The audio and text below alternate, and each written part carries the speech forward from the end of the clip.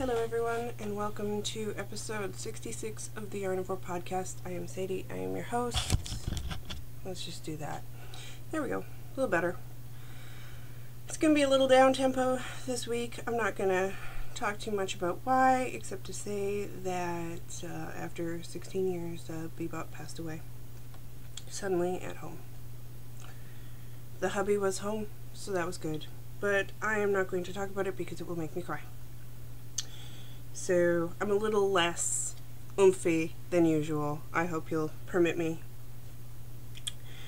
I have a finished object. I know it's been 2 weeks, but the hubby came home and the aforementioned thing happened, and I've been kind of playing recluse. And for our anniversary, my present to the hubby was to go fishing because he hadn't been fishing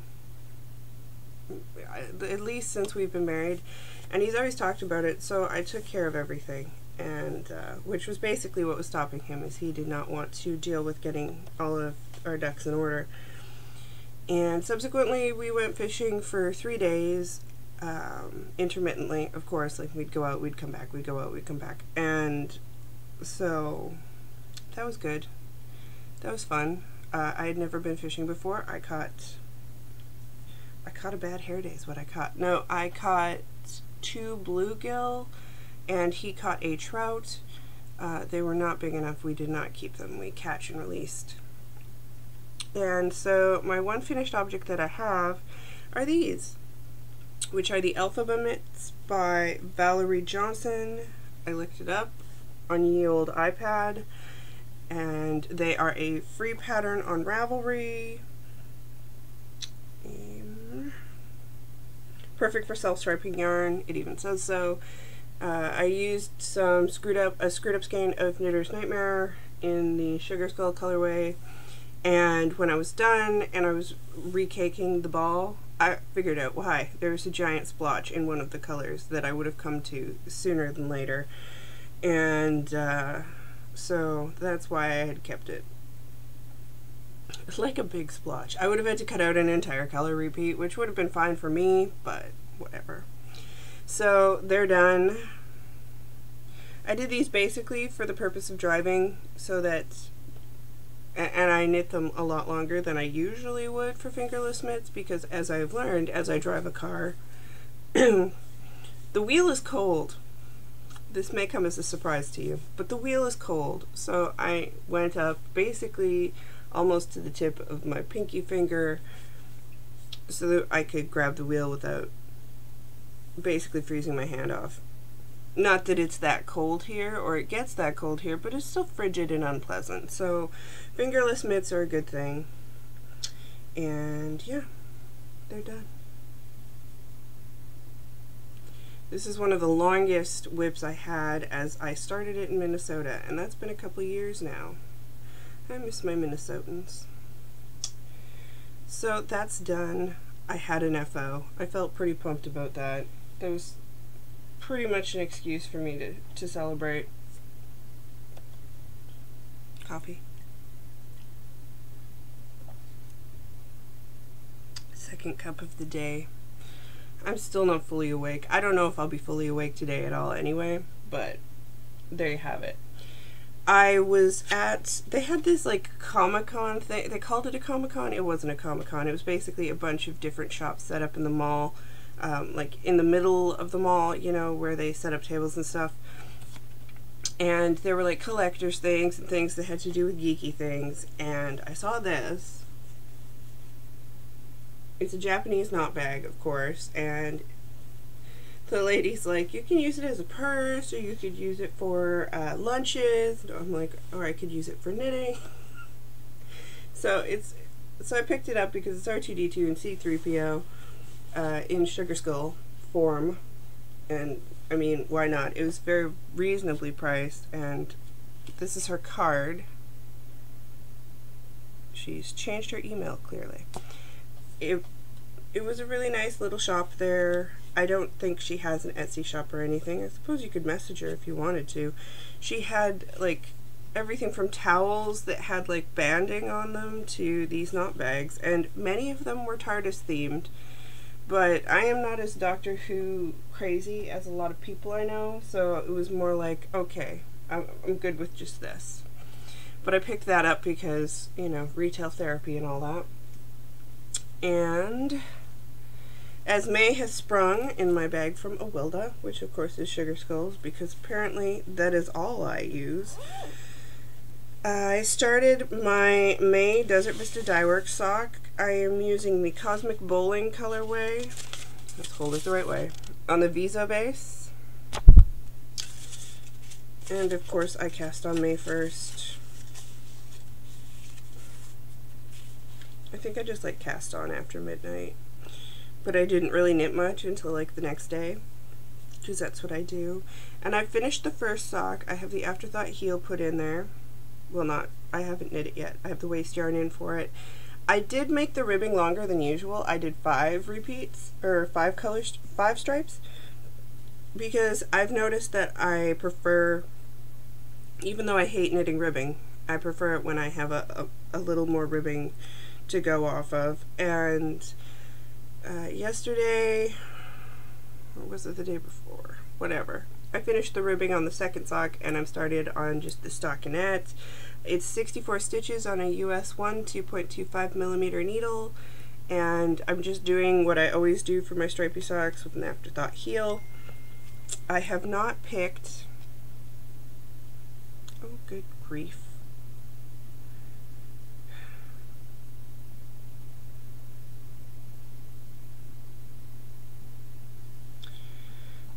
I'm having issues sending texts to my mom.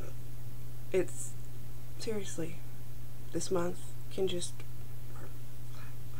but I am well on my way to finishing these in time. I will probably let the hubby pick my June sock. I may have made a sizable order with some birthday money to Desert Vista, because I think I have like 3 or 4 more skeins, but I wanted more.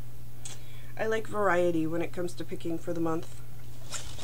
As I was waiting in between socks, as I was waiting for the Desert Vista to roll around, I worked on the Hubby Sock, which I'm using the lovely needle minder, needle cozy, whatever, that I got from Tracy, which is Schnuffeltier.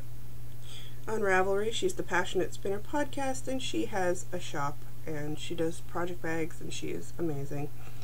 I am using a 2.5 millimeter, which is a US 1.5.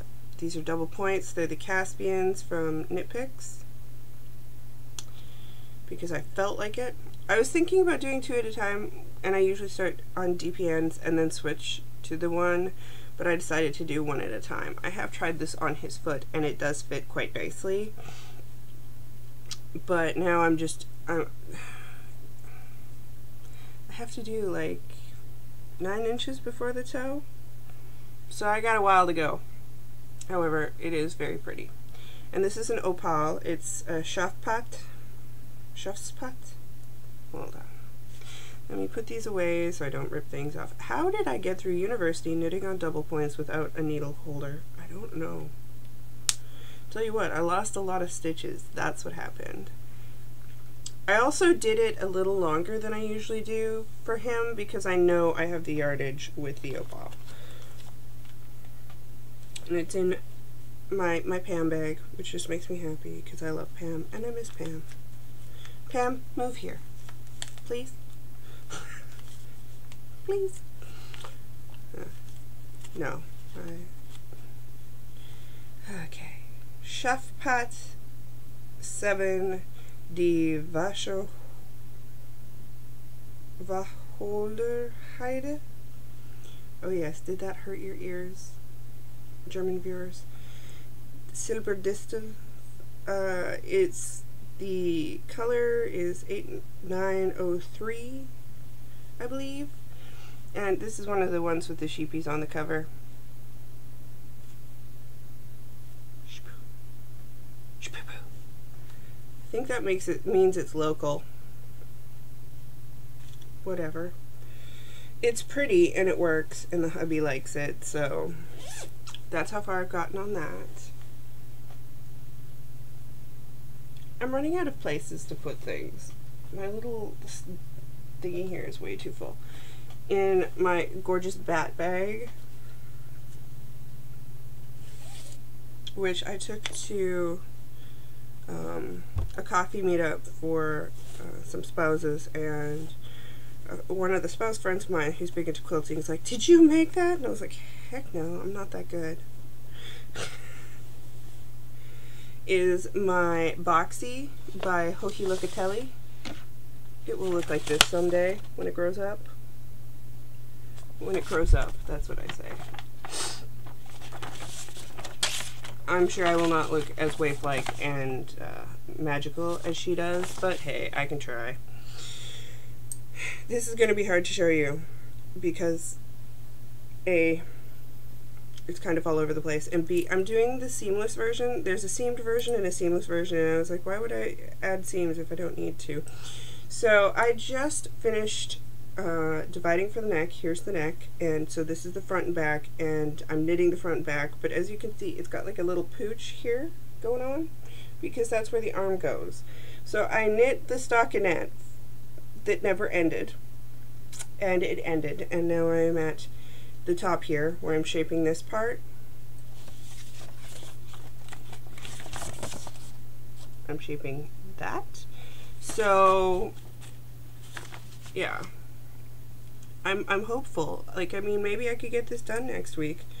It is out of worsted. It's out of Madeline Tosh and Tosh Vintage in the whiskey barrel colorway, which was a gift years ago from my mom. I got exactly enough skeins to do it, so I'm guessing I will probably have to, let me show you the picture one more time, just because, you know, you haven't seen it enough. I'm guessing I'm going to knit the sleeves, these sleevey portions, 2 at a time, just so I can use up every last scrap of yarn. Because if I don't, I'm going to end up with like a little ball that's going to bug me. And I have 2 skeins and this much left. But I think I can do it. Like, I mean, I had enough. I had what it called for. And I'm looking forward to it because it is still getting a little chilly here at night. And by a little chilly, I mean throw on a cardigan and suck it up, princess. So this would be really good for just hanging out on the couch and knitting and reading, and while the hubby's home, watching him video game. We are in Mass Effect mode because it came out while he was gone, and he must play it till he is beaten it. Then he will probably play it some more, but it's all good because I usually watch podcasts while he does that, or I knit, or because it's not mandatory for him for me to be silent. And of course we've been chilling a lot because we're both, you know, going through the motions. I did receive this big box, and I will tell you about it briefly. It's from a viewer, and it says I can't open it till my birthday, so I'm kind of excited about that, but it's living in our living room behind the couch, and looking forward to that. That's something. Although it's a double-edged sword, because like I'm not looking forward to my birthday this year at all. I'm over this year. Can it be 2018 already? 2017 has not been kind to me. I'm done.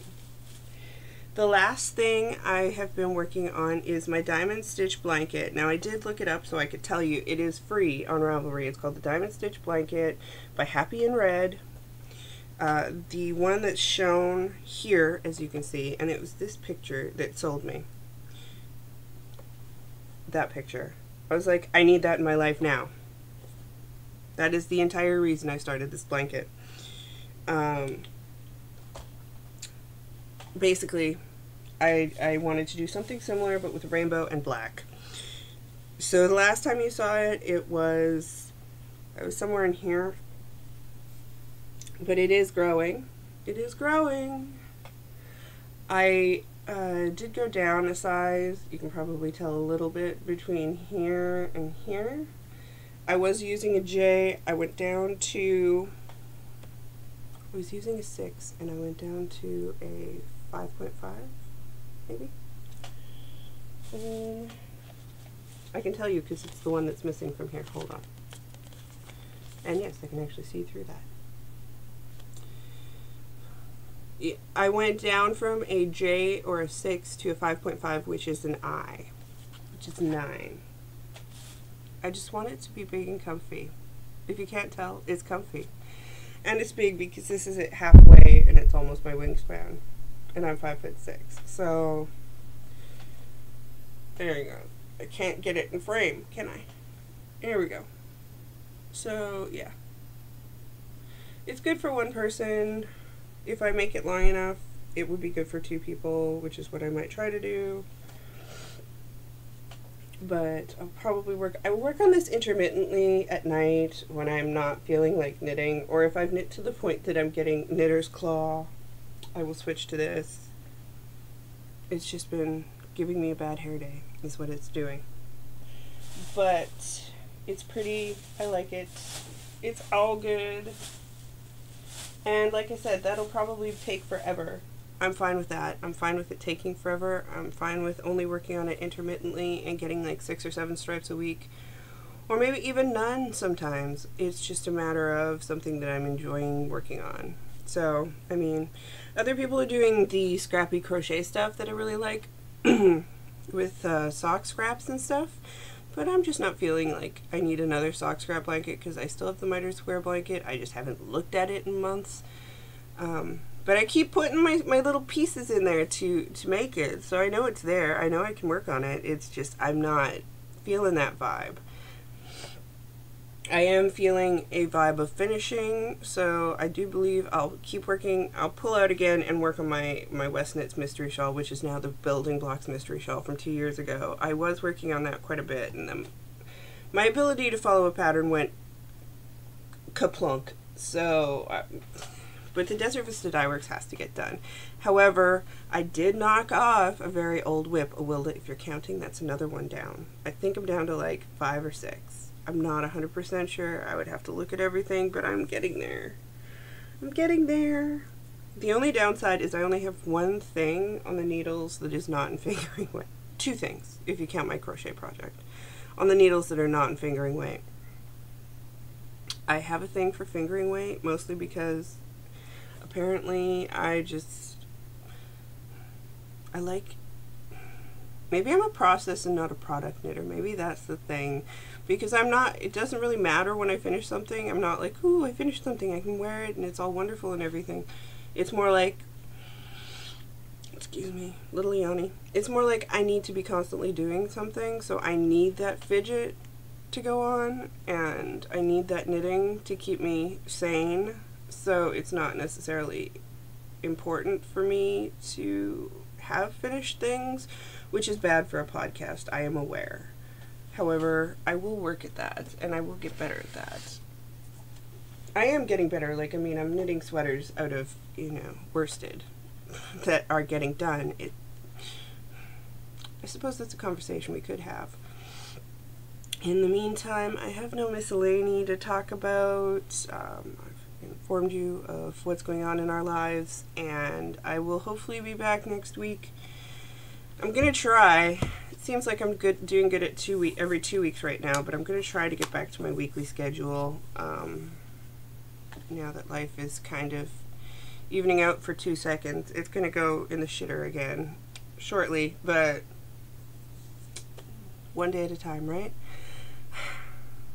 Please do come join the Ravelry group, subscribe on YouTube, and I will try and see everybody next week.